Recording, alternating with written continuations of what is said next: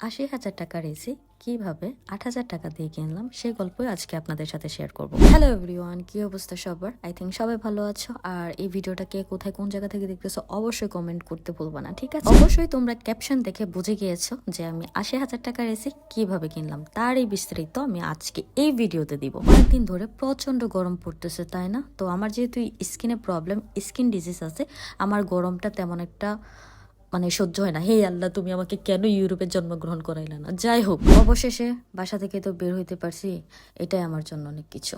4-5টা দেখতেছিলাম, ইফতারের আগ টাইমে আমি বের হয়েছিলাম এই যে বলদের মতো।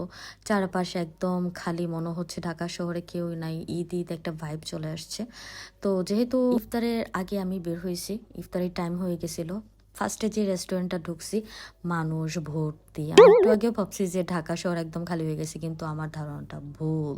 তো অ্যানাদার রেস্টুরেন্টে গিয়ে কোনো রকম জাস্ট একটা প্লেস পাইছি বসার জন্য, যে না আল্লাহ এক ফোঁটা যেন পানি ইজিলি পান করতে পারি। তারপর কাবাব আনছি, আনার পর দেখি যে এটা গরুর, আমি আর খাইতে পারি না যেহেতু আমার স্কিনে অনেক অনেক প্রবলেম। তো এই জন্য আমি গরুর মাংসটা টোটালি অ্যাভয়েড করি। ও ফাইনালি চলে গিয়েছি এসির দোকানে।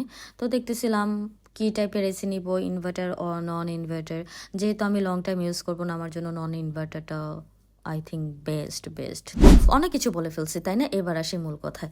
৮০,০০০ টাকার এসি কিভাবে আমি ৮,০০০ টাকায় কিনছি? না রে ভাই, আমি ৮০,০০০ টাকা গনে গনে গনে ক্যাশ টাকা দিয়েছি।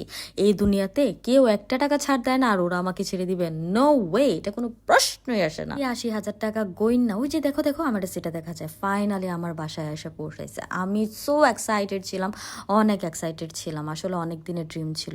তো যাই হোক, থ্যাংকস ফর ওয়াচিং।